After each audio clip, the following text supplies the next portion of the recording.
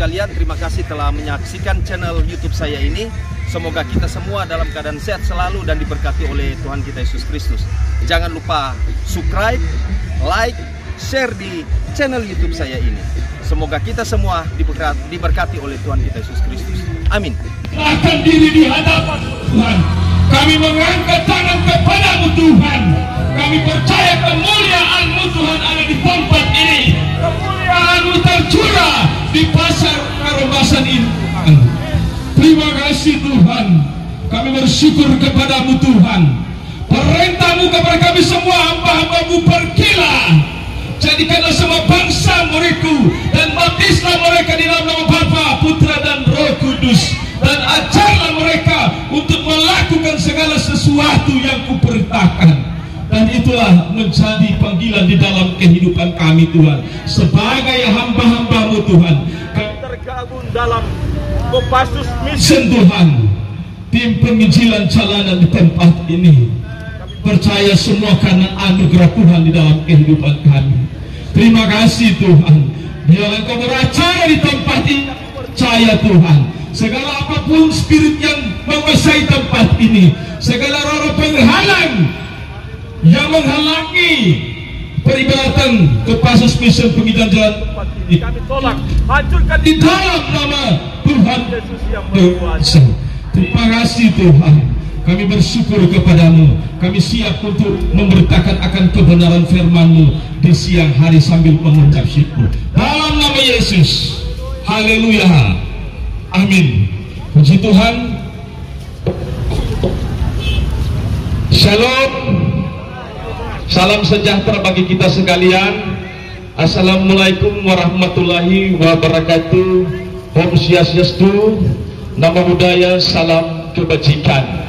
Puji Tuhan, kalau pada pagi hari ini kita bersyukur tim Kopassus Mission Komando Pasukan Kristus berada di tempat ini. Kita percaya semua karena anugerah Tuhan, semua karena kebaikan dalam kehidupan kita. Kita ada di tempat suatu misi sorga, misi penginjilan, memberitakan kabar baik, kabar sukacita bagi kita semua. Karena kita percaya bahwa hari-hari ini adalah penggenapan firman Tuhan.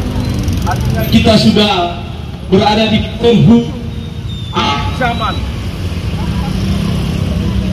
Kita berada di penghujung akhir zaman. Agar kita selalu mendekatkan diri kepada Tuhan. Kita terus mendekatkan diri kepada Tuhan. Artinya kehidupan kita selalu di dalam Tuhan, menjadi pribadi-pribadi yang berkenan di hadapan Tuhan. Kita tidak tahu kapan Tuhan akan datang, tetapi kita sebagai orang yang percaya, kita sudah melihat tanda-tanda akhir zaman sudah mulai digenapi dalam pengenapan firman Tuhan. Untuk itu biarlah kita terus di dalam Tuhan, kita terus berhubungan pribadi dengan Tuhan, agar senantiasa kehidupan kita terus diberkati oleh Tuhan. Nah, pada saat firman Tuhan berbicara di dalam Filipi 2 ayat 8 yang saya akan bacakan bagi kita semua, yaitu, dan dalam keadaan sebagai manusia ia telah merendahkan dirinya dan taat sampai mati, bahkan sampai mati di kayu salib. Jadi ini berbicara bagaimana penderitaan Kristus Yesus di kayu salib. Kalau kita melihat pada kemarin, kita boleh merayakan yang namanya akan Jumat Agung, peristiwa yang sangat luar biasa di dalam kehidupan kita sebagai orang-orang yang percaya. Bahkan pada hari yang ketiga kita boleh merayakan yang namanya Paskah, yaitu kemenangan Yesus Kristus. Dan biarlah kita sebagai orang-orang percaya bukan cuma sekedar setiap tahun kita merayakannya, tetapi setiap hari bagaimana penderitaan Kristus Yesus dan kemenangan menjadi bagian dalam kehidupan kita setiap hari sebagai orang-orang yang percaya kepada Tuhan. Jadi penderitaan ini berbicara bagaimana kehidupan kita selalu di dalam Tuhan. Kita selalu melihat, mengingat bahwa penderitaan Kristus Yesus bagi kita sebagai orang-orang yang percaya. Dia sudah menderita, disalibkan, mati untuk kita semua. Untuk kita sebagai orang percaya, senantiasa kehidupan kita selalu di dalam Tuhan. Ke dalam Yohanes 3 ayat 16 berkata bahwa karena begitu besar kasih Bapa akan dunia ini, sehingga Ia mengaruniakan anaknya yang tunggal, supaya setiap orang yang percaya kepadanya tidak binasa, melainkan memperoleh kehidupan yang kekal. Jadi ini berbicara mengenai kasih Bapa di dalam kehidupan kita semua umat manusia, tanpa terkecuali, dengan merelakan anaknya yang satu-satunya, yaitu Yesus Kristus, menjadi manusia. Dia mati di atas kayu salib, darahnya tercurah bagi semua sebagai penebusan dosa, dan Dia menyediakan keselamatan yang kekal bagi semua kita yang mau percaya kepadanya. Untuk itu kita sebagai umat manusia, apalagi kita sebagai orang-orang yang percaya kepadanya, apa yang harus kita berikan di dalam kehidupan kita? Apa yang harus kita berikan di dalam kehidupan kita? Yaitu mempersembahkan kehidupan kita kepada Tuhan, memberikan kehidupan kita yang terbaik untuk Tuhan, mempersembahkan tubuh, jiwa, dan roh kita kepada Tuhan. Firman Tuhan berkata bahwa biarlah tubuh, jiwa, dan roh kita ini terus sempurna di hadapan Tuhan sampai kedatangan pada kali yang kedua. Kita tetap mempertahankan kehidupan kita di dalam Tuhan dengan mengerjakan keselamatan itu di dalam kehidupan kita dengan takut dan gentar. Untuk itu pertama yang harus kita lakukan adalah menjaga tubuh kita ini, mempersembahkan tubuh ini. Tubuh ini berbicara mengenai casing kita, berbicara mengenai kedagingan kita. Harus kita mempersembahkan yang terbaik kepada Tuhan. Seperti dalam Roma 12 ayat 1 berkata, persembahkanlah tubuhmu sebagai persembahan yang hidup, yang kudus, yang berkenan di hadapan Tuhan, karena itulah ibadahmu yang sejati. Untuk ini sebagai orang-orang yang percaya, biarlah kehidupan kita selalu di dalam Tuhan. Kita meninggalkan semua kedagingan-kedagingan yang menjadi penghalang atas keselamatan kita. Kalau di dalam Roma 6 ayat 13 berkata bahwa biarlah kehidupan kita terus di dalam Tuhan, memberikan kehidupan kita untuk dipakai menjadi senjata-senjata kebenarannya Tuhan, menjadi alatnya Tuhan. Bukan kita memberikan kehidupan kita menjadi senjata-senjata kelalimannya untuk berbuat segala macam dosa. Kita tinggalkan semuanya tidak berkenan di hadapan Tuhan. Semua kedagingan-kedagingan yang dijelaskan di dalam Galatia 5 ayat 19, segala percabulan, segala seks bebas, perselingkuhan yang hari-hari ini merajalela, bukan cuma bagi orang yang tidak percaya kepada Tuhan di luar Tuhan, tetapi bagi orang-orang yang percaya kepada Tuhan, apalagi di tengah-tengah lingkup gereja Tuhan. Roh-roh persinahan, perselingkuhan ini terjadi, segala keinginan daging yang pada saat ini yang ngetren dinamakan 02, 03, bahkan sampai 04, sehingga banyak sekali rumah-rumah tangga yang hancur sampai bercerai, bahkan rumah-rumah tangga yang di dalam Tuhan.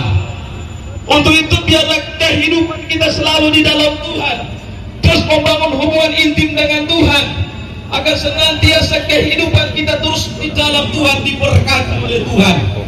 Jauhkan kita dari segala kedagingan-kedagingan, kemabukan, pesta pora, segala roh-roh orang kuat, sihir, perseteruan, kita semua buang di dalam kehidupan kita, karena tidak mendapat tempat yang layak di dalam kerajaan surga. Karena kawan dalam Yohanes 1 ayat 4 sampai 5 berkata bahwa hidup ini adalah pemberian Tuhan. Ketika kita hidup di dalam terangnya yang ajaib, kita akan mendapatkan kehidupan yang kekal. Walaupun seringkali kita berada di dalam kegelapannya, tetapi kita bisa menerangi kegelapan itu karena kita percaya kita adalah anak-anak Tuhan. Kita semua anak-anak Tuhan yang sungguh-sungguh percaya kepada Tuhan. Biarlah kita mempersembahkan kehidupan kita di dalam Tuhan. Dan yang kedua adalah berbicara pikiran kita. Pikiran berbicara jiwa. Kita harus mempersembahkan pikiran kita kepada Tuhan. Seringkali dengan adanya masalah membuat kita senantiasa goyah. Pikiran kita kacau, terjadi kekhawatiran, kepanikan, kebimbangan. Karena setiap masalah yang Tuhan izinkan di dalam kehidupan kita. Kalau di dalam Filipi 4 ayat 8 berkata, biarlah kita terus memikirkan tentang Tuhan.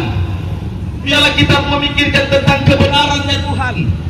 Biarlah kita terus memikirkan tentang kemuliaan Tuhan, kesucian Tuhan, bagaimana kebaikan Tuhan, kasih sayang Tuhan di dalam kehidupan kita.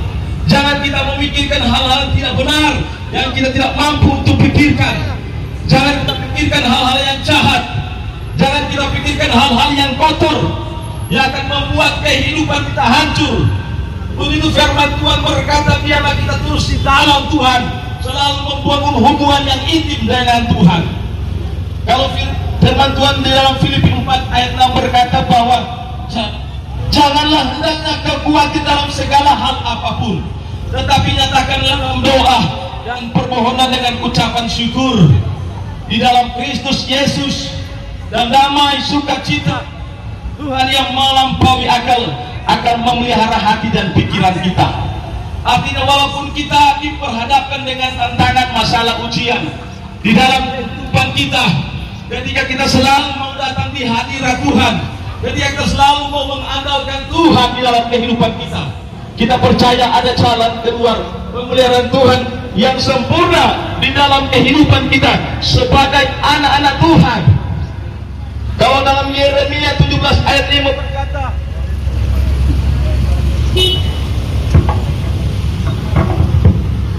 Yeremia 17 ayat 7 berkata, berbahagialah mereka yang mengandalkan Tuhan, yang berharap menaruh harapan hanya kepada Tuhan Yesus Kristus.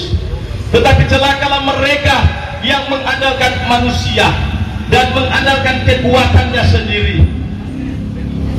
Seperti kalau kita melihat bahwa seorang Rasul Yohanes, dia selalu bersandar kepada Tuhan, sehingga dia diberkati oleh Tuhan. Bahkan dia boleh menjadi salah satu murid yang sangat dikasih Tuhan, yang sangat diberkati oleh Tuhan. Di dalam kehidupan kita juga, biarlah kita terus bersandar kepada Tuhan. Kita terus mengandalkan Tuhan di dalam kehidupan kita. Seringkali ketika kita bersandar kepada manusia, kalau manusia itu bergerak, bergeser, maka kita akan jatuh. Tetapi ketika kita selalu mengandalkan Tuhan, kita mau selalu berharap berserah kepada Tuhan, maka apapun yang menjadi permasalahan kehidupan kita, tantangan apapun yang ada di dalam kehidupan kita, kita percaya ada jalan kedua, ada pemeliharaan Tuhan yang sempurna di dalam kehidupan kita. Dan yang ketiga adalah berbicara mengenai hati ini, berbicara roh.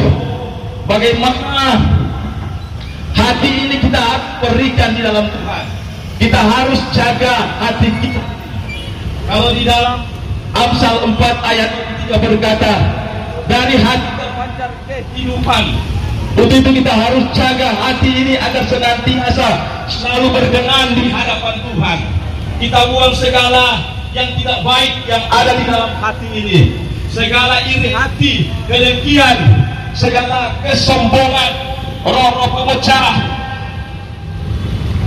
Orang bilang hati panas, suka pemarah, hati kecil, bahkan segala akar-akar kepahitan yang ada di dalam hati ini kita buang di dalam kehidupan kita, karena itu adalah menjadi suatu penghalang di dalam kehidupan kita. Dan biarlah kita terus membangun hubungan yang intim dengan Tuhan. Kita selalu masuk dalam hadirat Tuhan. Kita selalu mempergunakan senjata-senjata kebenarannya Tuhan. yaitu buah roh terus menjadi bagian di dalam kehidupan kita, yaitu kasih, sukacita, damai sejahtera, kemurahan, kebaikan, kesetiaan, kelemah lembutan, bahkan penguasaan diri yang sempurna, agar senantiasa kita boleh menjadi pribadi-pribadi yang semakin kuat di dalam Tuhan, walaupun seringkali tidak luput daripada masalah, pikul salib setiap hari, tetapi kita percaya ketika kita selalu di dalam Tuhan, ada pertolongan yang Tuhan berikan, ada jalan keluar dalam kehidupan kita, ada perlindungan, bahkan berkat-berkat yang Tuhan berikan di dalam kehidupan kita. Nah, firman Tuhan pada saat ini berbicara bagaimana penderitaan Kristus, biarlah itu menjadi bagian di dalam kehidupan kita, dan keselamatan itu akan menjadi bagian di dalam kehidupan kita. Senantiasa kita terus di dalam Tuhan dan mengerjakan keselamatan itu di dalam kehidupan kita dengan takut dan getar kepada Tuhan. Dan biarlah firman Tuhan pada saat ini akan memberkati kehidupan kita. Tuhan Yesus memberkati. Salam.